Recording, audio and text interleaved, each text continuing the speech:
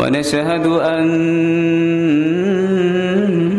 محمدًا عبده ورسوله أرسله بالحق بشيرا ونذيرا وداعيا إلى الله بإذنه وسراجا وقمرا منيرا أما بعد فإن خير الحديث كتاب الله وخير الحديث حديث محمد صلى الله عليه وسلم وشر الأمور محدثاتها وكل محدثة بدعة وكل بدعة ضلالة وكل ضلالة في النار أما بعد أعوذ بالله من الشيطان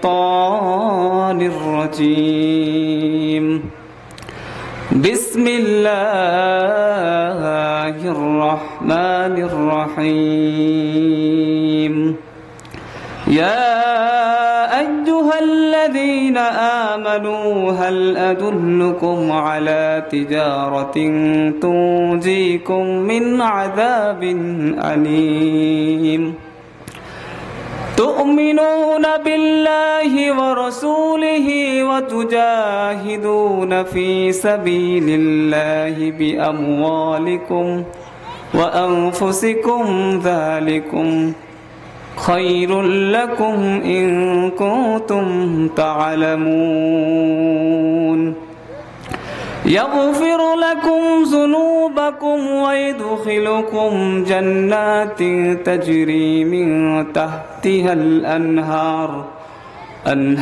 ومساكين طيبة في جنات عدن ذلك الفوز العظيم إن الله وملائكته يصلون على النبي يا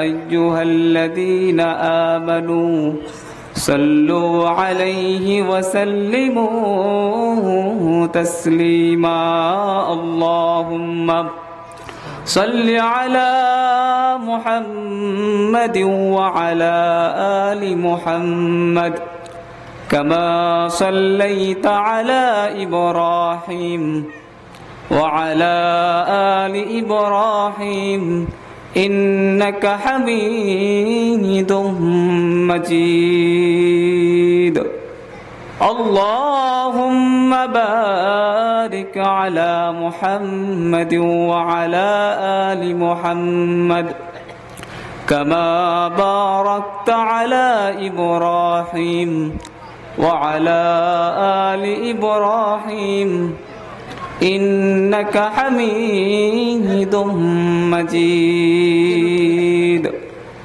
তাহাজ্জুদের যাই নামাজে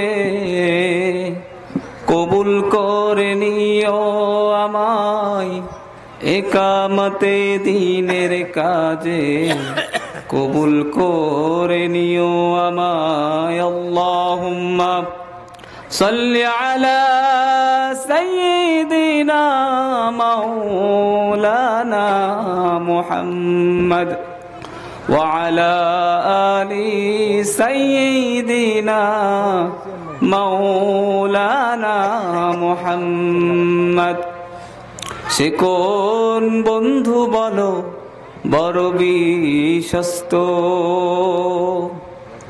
সে কোন বন্ধু বলো অতি বিশ্বস্ত কার কাছে প্রাণ খুলে বলা যায় কার কাছে প্রাণ খুলে দেওয়া যায় হওয়া যায় অতি আশ্বস্ত তার নাম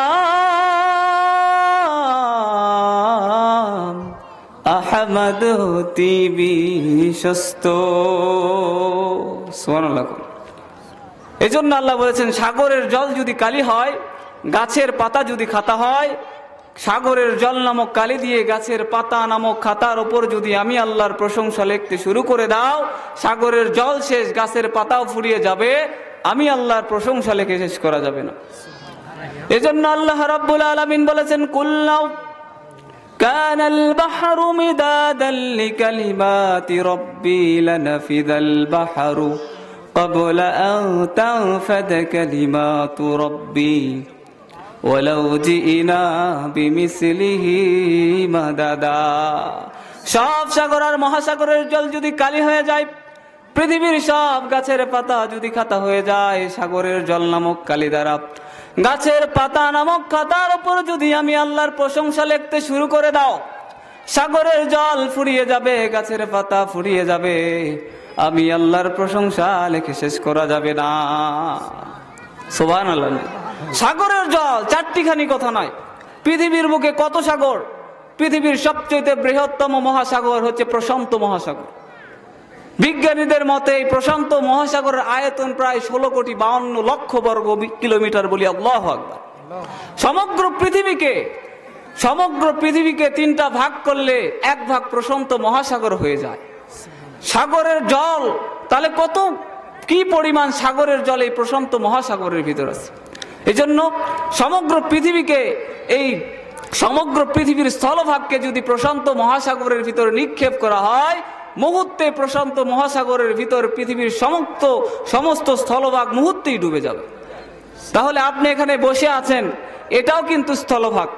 এক প্রশান্ত মহাসাগর যদি এত বিশাল হয়, তাহলে এর পানির পরিমাণ কত, এর গভীরতা কত। প্রশান্ত মহাসাগরের সবচেয়ে গভীরতম জায়গার নাম মারিয়ানা ট্রেঞ্চ, যার গভীরতা প্রায় 11,000 মিটার। পৃথিবীর সবচেয়ে উঁচু পাহাড় মাউন্ট এভারেস্টকে যদি এই গর্তের ভিতরে ফেলা হয়, মাউন্ট এভারেস্টের চূড়ার উপরে প্রায় 3 কিলোমিটার পর্যন্ত পানি দেখা যাবে। এক প্রশান্ত মহাসাগর যদি এত বিশাল হয়, পৃথিবীর বুকে কত সাগর? প্রশান্ত মহাসাগর, আটলান্টিক মহাসাগর, চায়না সাগর, কৃষ্ণ সাগর, উত্তর দক্ষিণ বাংলাদেশের ভূমধ্য সাগর। পৃথিবীর বুকে কত সাগর? বাংলাদেশের এই সাগর, সব সাগরের পানি যদি কালি হয়ে যায়, পৃথিবীর বুকে কত গাছ? বাংলাদেশের কি অবস্থা? রেইন ফরেস্টের কি অবস্থা? অ্যামাজন রেইন ফরেস্টের কি অবস্থা? ম্যাঙ্গ্রোভ রেইন ফরেস্টের কি অবস্থা? পৃথিবীর বুকে শুধু গাছ আর গাছ। পৃথিবীর সব সাগরের জল যদি কালি হয়ে যায়, পৃথিবীর সব গাছের পাতাও যদি খাতা হয়ে যায়, সাগরের জল নামক কালি দিয়ে গাছের পাতা নামক খাতার ওপর যদি আমি আল্লাহর প্রশংসা লেখা শুরু হয়ে যায়, সাগরের জল ফুরিয়ে যাবে, গাছের পাতা ফুরিয়ে যাবে, আমি আল্লাহর প্রশংসা লেখে শেষ করা যাবে না। আল্লাহু আকবার। কত সাগর! এই জন্য শুরুতে আল্লাহর প্রশংসা করব। চিল্লায় এখন আল্লাহু আকবার। আল্লাহর প্রশংসা করবেন, সব সময় বরকত আরো বাড়াইয়া দিবে। এই জন্য শুরুতে আল্লাহর প্রশংসা করলাম এবং দরুদ পাঠ করি সর্বকালের সর্বশ্রেষ্ঠ মানব, বিশ্ব মানবতার মুক্তির দূত, যিনি আমাদেরকে শিখিয়েছেন সভ্যতা। কি নম্র হৃদয়ের মানুষ ছিলেন, কি হৃদয়ের মানুষ ছিলেন, কোমল হৃদয়ের মানুষ মুহাম্মদ সাল্লাল্লাহু আলাইহি ওয়াসাল্লাম। যে ব্যক্তি আল্লাহ রাসূল সাল্লাল্লাহু আলাইহি ওয়াসাল্লামের নাম শুনে তার উপর দরুদ পাঠ করে না, বিশ্ব নবী বলেছেন ওই লোকটা কৃপণ। বলি সাল্লাল্লাহু আলাইহি ওয়াসাল্লাম। আল্লাহ রাসূল সাল্লাল্লাহু আলাইহি ওয়াসাল্লাম ছিলেন বড্ড কোমল হৃদয়ের মানুষ, বড্ড মানুষকে ক্ষমা করতে ভালোবাসতেন, কোমল হৃদয়ের মানুষ। এজন্য বিশ্ব নবীর ওপর একবার দরুদ পাঠ করলে আল্লাহ রাব্বুল আলামিন তার উপর 10টা রহমত নাজিল করেন। সুবহানাল্লাহ। 10টা রহমত নাজিল করেন, 10টা পাপ আল্লাহ মোচন করে দেয় এবং 10টা মর্যাদা আল্লাহ তার মর্যাদা বৃদ্ধি করে দেয়। সুবহানাল্লাহ। এজন্য আল্লাহ রাসূল সাল্লাল্লাহু আলাইহি ওয়াসাল্লামের নাম শুনলে পড়তে হবে সাল্লাল্লাহু আলাইহি ওয়াসাল্লাম। আবার বিশ্ব নবী বলেছেন সপ্তাহের, আল্লাহ রাসূল সাল্লাল্লাহু আলাইহি ওয়াসাল্লাম বলেছেন তোমাদের এই দিনগুলোর মধ্যে শ্রেষ্ঠতম দিন হলো জুমার দিন। এই জুমার দিনে আমার উপর বেশি বেশি দরুদ পড়বা, কেননা তোমাদের দরুদ আমার কাছে পৌঁছে দেওয়া হয়। সাহাবারা বললেন নবী আপনি তো মারা যাবেন, পচে যাবেন, মাটির সাথে নিশ্চিহ্ন হয়ে যাবেন, কেমন করে আমাদের দরুদ আপনার কাছে পৌঁছানো হবে গো নবী? বিশ্ব নবী বললেন ও সাহাবা শোনো শোনো, দুনিয়ার সব নবীদের জন্য, দুনিয়ার সব পয়গম্বরদের জন্য মাটিকে, তাদের দেহকে ভক্ষণ করা রব্বুল আলামিন হারাম করে দিয়েছে। এজন্য বিশ্ব নবীর দেহ পুষ্পেও না, গলবেও না, মাটির সাথে নিশ্চিহ্ন হয়েও যাবে না। চিল্লায় এখন আল্লাহু আকবার। এই জন্য বিশ্ব নবীর দরুদ পড়বা। কোমল হৃদয়ের মানুষ ছিলেন, মানুষকে তিনি বড্ড ক্ষমা করে দিতেন। ক্ষমার নজির বিশ্ব নবীর মতো দুনিয়ার কেউ দিতে পারে না। আল্লাহ নিজের ক্ষেত্রে বলেছেন গফুর রাহিম, ক্ষমাশীল। আমরা যে এত পাপ করি, এত অন্যায় করি, আল্লাহ তো চাইলে গজব আযাব দিয়ে আমাদেরকে ধ্বংস করতে পারেন। পৃথিবীর অনেক জাতি, অনেক সম্প্রদায়কে আল্লাহ দুনিয়া থেকে নিশ্চিহ্ন করে দিয়েছে। আমাদেরকে চাইলে তো নিশ্চিহ্ন করতে পারেন, করেন না। আল্লাহ গফুর, তিনি ক্ষমাশীল। ইয়া আইয়ুহাল্লাযীনা আমানু তুবু ইলাল্লাহি তাওবাতান নাসুহা। ও বিশ্বাসী বান্দারা, ও ইমানদাররা, যদি চলতি পথে অন্যায় করে ফেলো, পাপ করে ফেলো, অপরাধ করে ফেলো, হতাশ হবে না, নিরাশ হবে না। তুবু ইলাল্লাহি তাওবাতান নাসুহা, একনিষ্ঠভাবে আমার কাছে তওবা করো, ক্ষমা চাও। তওবার মতো তওবা করলে আমি আল্লাহ জীবনের সব পাপগুলোকে মাফ করে দে। কি দয়ার সাগর, কি গফুর, তিনি ক্ষমাশীল। এরকম বিশ্ব নবী মানুষকে ক্ষমা করে দিতেন, বলি সুবহানাল্লাহ। বিশ্ব নবী আল্লাহ রাসূল সাল্লাল্লাহু আলাইহি ওয়াসাল্লাম, আনাস রাদিয়াল্লাহু তাআলা আনহু বলেন যে আমি আল্লাহ রাসূল সাল্লাল্লাহু আলাইহি ওয়াসাল্লামের সাথে পথ চলছিলাম। ইন দা মিন টাইম, এমন সময় বিশ্ব নবীর গায়ে ছিল নাজরান থেকে আনা একটা চাদর। এক বেদুইন এসে বিশ্ব নবীর চাদর ধরে দিয়েছে একটা টান, এমন জোরে টান দিয়েছে বিশ্ব নবীর ঘাড়ের ওপর এই চাদরের দাগ বসে গিয়েছে। এসে বলছে, ও মুহাম্মদ, আব্দুল্লাহর বেটা মুহাম্মদ সাল্লাল্লাহু আলাইহি ওয়াসাল্লাম, আল্লাহর যে সম্পদ তোমার কাছে আছে ওখান থেকে আমারে কিছু দাও, কিছু দিতে বলো। বিশ্বনবী কষ্ট পেয়েছে, বিশ্বনবী আঘাত পেয়েছে। বিশ্বনবী তার দিকে তাকালেন, ফালতাফাতা ইলাই, বিশ্বনবী তার দিকে তাকালেন, ফাদাহিক, একটা মুচকে হাসি দিলেন। সুবহানাল্লাহ। কি দয়ার নবী ছিলেন, মানুষকে ক্ষমা করে দিতেন। আর আমাদের ভিতরে কি, আমাদের মানুষের ওপর রাগ, ক্ষোভ, কত কিছু। মানুষকে ক্ষমা করতে শেখেন। আবার আনাস রাদিয়াল্লাহু তাআলা ক্ষমার নজির বিশ্বনবী দিয়েছেন। আনাস রাদিয়াল্লাহু তাআলা আনহু বলেন, আমরা আল্লাহ রাসূল সাল্লাল্লাহু আলাইহি ওয়াসাল্লামের সঙ্গে মসজিদে নববীতে উপবিষ্ট ছিলাম। এমন সময় বললেন, বিশ্বনবী বললেন, এখন যে সাহাবাটা আসবে ওই সাহাবাটা জান্নাতি। সবাই তো অবাক। এমন সময় এক সাহাবা আসলেন, যার দাড়ি দিয়ে টপ টপ করে পানি ঝরছে। জুতাটা বা হাত দিয়ে ধরে মসজিদের ভিতরে প্রবেশ করলেন। দ্বিতীয় দিন বিশ্বনবী আবার বললেন, এখন যে সাহাবা তোমাদের মাঝে আসছে ওই সাহাবাটা জান্নাতি।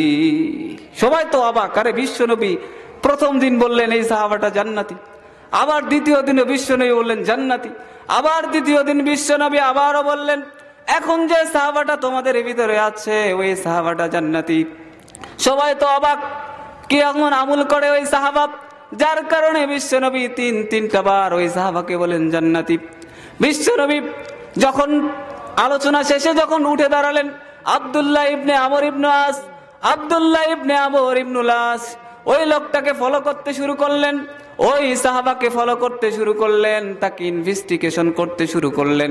যে বললেন, ও সাহাবা, আমি আমার বাবার সাথে ঝগড়া করেছি, আমি আমার বাবার সাথে 3 দিনের শপথ করেছি, 3 দিন পর্যন্ত আমি আমার বাড়িতে আর ফিরব না। তুমি যদি আমাকে 3 দিন তোমার বাড়িতে থাকতে দাও আমি থাকতে যাই। সাহাবা বললেন, কোনো সমস্যা নাই, আমার বাড়িতে থাকবা, এতে কোনো আমার সমস্যা নাই।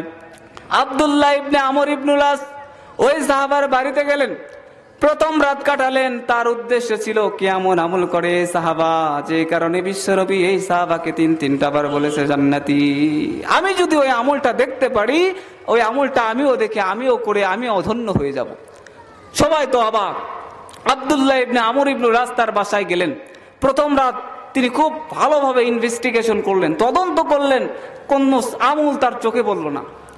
দ্বিতীয় রাত আসলো, তিনি দ্বিতীয় রাতে তার সবকিছু দেখলেন, কিন্তু তেমন কোনো আরো আমল তার চোখে পড়ল না। 3 নম্বর রাত যখন আসলো, তিনি আরো সতর্ক হলেন, কি এমন আমল করে এই সাহাবা, আমি দেখতে চাই। কিন্তু দেখলেন না, তেমন কোনো আমল তিনি করেন না, তাহাজ্জুদের নামাজও ঠিক মতো পড়েন না। আব্দুল্লাহ ইবনে আমর ইবনে আস তো অবাক, কি ব্যাপার? তিনি মামুলিন বিষয় মনে করলেন এই আমলটাকে, অত্যন্ত মামুলিন বিষয় মনে করলেন। অতঃপর 3 দিন যখন অতিবাহিত হয়ে গেল, আব্দুল্লাহ ইবনে আমর ইবনে আস বলতে শুরু করলেন, ও সাহাবা, আমার বাবার সাথে এমন কোনো ঝগড়া হয় না যে তোমার বাড়িতে আমার থাকতে হবে।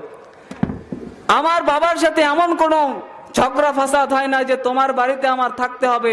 বিশ্বনবী তিনটা মজলিসে তোমাকে বলেছে জান্নাতি।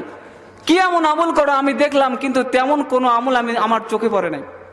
সবাই এখন আব্দুল্লাহ ইবনে আমর ইবনে আস যখন বাড়ি থেকে রওনা দিবেন, ওই সাহাবা বলছে, তুমি যতটুকু দেখেছো এতটুকুই আমি করি, এর চাইতে বেশি করি না।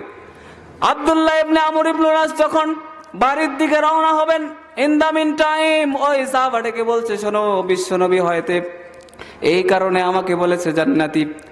আমি যখন ঘুমাতে যাই মানুষের প্রতি আমার কোনো রাগ থাকে না, আমার কোনো বিদ্বেষ থাকে না, কোনো মুসলমানের প্রতি আমার কোনো বিদ্বেষ নাই। আমি যখন ঘুমাতে যাই প্রত্যেক মানুষকে ক্ষমা করে দিয়ে একটা প্রশান্ত আত্মা নিয়ে বিছানায় শুয়েতে ঘুমাতে যাই। আমি মানুষকে ক্ষমা করে দেই। কে আমাকে গালি দিয়েছে, কে আমার বিরুদ্ধে বাজে কুরুচিকর মন্তব্য করেছে, এগুলো আমার দেখার সময় নাই, আমি সবাইকে মাফ করে দেই। এজন্য আমরাও কি করব? মানুষকে ক্ষমা করে দিব। এই ক্ষমার মাধ্যমে আল্লাহ আমাদেরকে জান্নাতের মালিকও বানাতে পারেন, ঠিক কিনা? এজন্য ক্ষমা, মানুষকে ক্ষমা করবেন। রাগ, ক্ষোভ, এই অ্যাঙ্গার এই অন্তরে পুষে রাখবেন না। ইউনাইটেড স্টেট, এই ওয়াশিংটন স্টেট ইউনিভার্সিটির কিছু গবেষক তারা রিসার্চ করেছে, এই রাগ ক্ষোভ, যারা অন্যের প্রতি বিদ্বেষ পোষণ করে, বিশেষ করে রাগ, রেগে যায় যারা, তারা রিসার্চ করে দেখেছে যে 50 এবং তার অধিক কিছু লোকের ওপর তারা গবেষণা চালিয়েছে। তারা দেখেছে যারা বেশি রেগে যায়, বেশি রাগান্বিত হয়, এদের হরমোনে ক্যালসিয়ামের পরিমাণ বেড়ে যায়, যার প্রধানত প্রাথমিকভাবে এরা স্ট্রোক হওয়ার সম্ভাবনা বেড়ে যায়। এই জন্য রাগ করবেন না, রাগ কন্ট্রোল করবেন, মানুষকে ক্ষমা করে দেবেন। এদের ব্রেন স্ট্রোক হতে পারে, হার্ট অ্যাটাক হতে পারে, কিডনি বিকট হয়ে যেতে পারে এবং শরীরের অঙ্গ প্রত্যঙ্গ নার্ভাস হয়ে যেতে পারে। এজন্য রাগ, ক্ষোভ এগুলো মানুষের সাথে না করে মানুষকে ক্ষমা করতে শিখবে। আল্লাহ রাসূল সাল্লাল্লাহু আলাইহি ওয়াসাল্লাম বলেছেন যে মানুষকে ক্ষমা করে দেয়, আল্লাহ তাকে ক্ষমা করে দেয়। এজন্য ক্ষমা করবেন তো ইনশাআল্লাহ? বলি ইনশাআল্লাহ। এজন্য ক্ষমা করবো, আমরা কারোর প্রতি রাগ থাকবে না। কে আমাকে কি বললো এগুলো আমার দেখার সময় নেই। আসুন আমরা কোরআনুল কারীম থেকে কথা শুনছি, কোরআনুল কারীম থেকে কথা শোনার চেষ্টা করবো ইনশাআল্লাহ। আসুন আমরা কোরআনুল কারীম থেকে কথা শুনবি। যে কোরআনুল কারীম এটা অত্যন্ত মর্যাদা সম্পূর্ণ কিতাব। যালিকাল কিতাবু লা রাইবা ফীহি হুদাল লিল মুত্তাকিন। এটি এমন বই যাতে কোনো ভুল নাই, যাতে কোনো সন্দেহ নাই, যাতে কোনো সংশয় নাই, আর মুত্তাকিনদের জন্য হিদায়াতের কিতাব। এজন্য আমরা মুত্তাকি হতে চাই, আমরা আল্লাহ ভীরু হতে চাই, আল্লাহ ভীরু হতে চাই। এজন্য আল্লাহ যেন আমাদেরকে কবুল করে, বলি আল্লাহুম্মা আমিন। এজন্য কোরআন, এই কোরআন নিয়ে অনেক গবেষক গবেষণা করেছে, অনেক রিসার্চ করেছে ভুল ধরার জন্য। খ্রিস্টান ধর্ম প্রচারক ডক্টর গ্যারি মিলার এই কোরআনের ভুল ধরার জন্য চেষ্টা করেছিল। যে আরে কোরআন নাজিল হয়েছে 1400 বছর পূর্বে, সেই মুরুচারীদের মধ্যে অবশ্যই কোরআনের ভিতর ভুল আছে, এই ভুলগুলো ধরে মুসলমানদের সামনে উপস্থাপন করব আর মুসলমানদেরকে হেয় প্রতিপন্ন করব। ডক্টর গ্যারি মিলার ভাবলেন কেমন করে কোরআনের ভুল ধরা যায়। ডক্টর গ্যারি মিলার যেমন চিন্তা তেমন ভাবনা, ডক্টর গ্যারি মিলার কোরআন নিয়ে রিসার্চ করতে শুরু করে দেয়, কিন্তু যতই পড়ে ততই আশ্চর্য হয়ে যায়। ডক্টর গ্যারি মিলার সূরাত আন-নিসার আয়াত তেলাওয়াত করতে শুরু করে।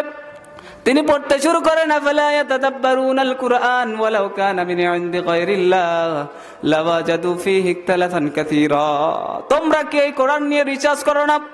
তোমরা কি এই কোরআন নিয়ে গবেষণা করো না? কোরআন যদি আল্লাহর পক্ষ থেকে নাজিল না হয়ে অন্য কারো পক্ষ থেকে নাজিল হতো, নিশ্চয় তোমরা এর ভিতরে অনেক বৈপরীত্য দেখতে পেতা। ডক্টর গ্যারি মিলার এই সূরাতুল নিসার 82 নম্বর আয়াত তেলাওয়াত করে মুহূর্তেই কালেমা পড়ে মুসলমান হয়ে যায়। সুবহানাল্লাহ। তার পরবর্তীতে তার নাম রাখা হয় মুহাম্মদ, তার রাখা আব্দুল আহাদ খলিল। এই জন্য অনেক গবেষক, ড্যানিয়েলা লুডোকা নামে এক মহিলা লেখিকা ছিলেন, সংক্ষিপ্তভাবে আমি বলার চেষ্টা করছি, সময় সংক্ষিপ্ত। ড্যানিয়েলা লুডোকা নামে এক মহিলা ছিলেন, এই কোরআন রিসার্চ করবে। ও ছিল হচ্ছে পর্তুগিজ, অর্থাৎ ও ছিল ধর্মের প্রতি বড্ড বিদ্বেষ ছিল। এক লেখিকা, ইউরোপিয়ান এক লেখিকা, নাম ড্যানিয়েলা লুডোকা। এই লেখিকা এর বন্ধু একদিন বলল যে আল্লাহর অস্তিত্ব সম্পর্কে, ইসলামে আল্লাহর অস্তিত্ব সম্পর্কে তাকে বোঝাতে চাইলো, কিন্তু সে রাগান্বিত হলো, সে রাগে ফেটে পড়লো। কারণ সে ছিল পর্তুগিজ, অর্থাৎ সে ছিল ক্যাথলিক পরিবারে জন্ম, ধর্মের প্রতি বড্ড বিতৃষ্ণা ছিল। ওই বন্ধু যখন বলল, ও ভিতরে কল্পনা হতে শুরু করলো। সে একদিন হাঁটছে, হঠাৎ দেখলো MBA এর কিছু ছেলেরা কোরআন বিলি করছে ফ্রিতে। ও যে জিজ্ঞেস করছে এগুলো কি ফ্রিতে দেওয়া হয়? MBA এর ছেলেরা বলছে হ্যাঁ এগুলো ফ্রিতে দেওয়া হয়। কোরআনের কপি একটা সংগ্রহ করলো, কোরআনের কপি সংগ্রহ করে সে পড়তে শুরু করেছে। যতই পড়ে ততই আশ্চর্য হয়ে যায়, যতই পড়ে ততই আশ্চর্য হয়ে যায়। ও পড়তে শুরু করে সূরাতুল আম্বিয়ার 30 নম্বর আয়াত। ও সত্যি শুরু করেছে আওয়ালাম ইয়ারাল্লাযীনা কাফারু, কাফিররা কি দেখে না, আন্নাস সামাওয়াতি ওয়াল আরদা কানাতা রাতকান ফাফাতাকনাহুমা ওয়াজআলনা মিনাল মাই কুল্লি শাইইন হাইয়্যা ফালা ইউমিনুন। কাফিররা কি দেখে না, মহাবিশ্বের সব কিছু মিলে জিলে এক জায়গায় ছিল, বিশাল একটা বিস্ফোরণের মাধ্যমে মহাবিশ্বের সব কিছুকে আল্লাহ বানিয়েছে। আদিতে আকাশ বাতাস, চন্দ্র সূর্য, নক্ষত্র, নিহারিকা পুঞ্জ, গ্যালাক্সি বলেন, ব্ল্যাক হোল বলেন, আমাদের ইউনিভার্স, সুপারভার্স, মাল্টিভার্স বলেন, সবকিছু মিলে ঝিলে ছিল একটা বিন্দু। আল্লাহ ওখানে একটা বিস্ফোরণ ঘটালেন, যার মাধ্যমে আকাশ হয়েছে, জামিন হয়েছে, চাঁদ হয়েছে, সূর্য হয়েছে, গোটা বিশ্বের সবকিছু একটা মাত্র বিস্ফোরণের মধ্য দিয়ে হয়েছে। চিল্লায় কেন আল্লাহু আকবার। একটা বিস্ফোরণের মাধ্যমে। এটা দেখে তিনি আশ্চর্য হলেন, আরে এত সুন্দর কথা। সময়ের ব্যবধানে এই মেয়েটাও পড়তে শুরু করেছে লা ইলাহা ইল্লাল্লাহু মুহাম্মাদুর রাসূলুল্লাহ, কালিমা পড়ে মুসলমান। এই জন্য অসংখ্য অগণিত আমরা যদি এই কোরআনের সাথে থাকতে পারি, আমাদের মর্যাদা আকাশচুম্বী বানিয়ে দেবে কে? এই কোরআন এমন একটা কিতাব, এই কোরআন টেবিলের সাথে লাগলে টেবিলের মর্যাদা আল্লাহ বাড়িয়ে দেয়।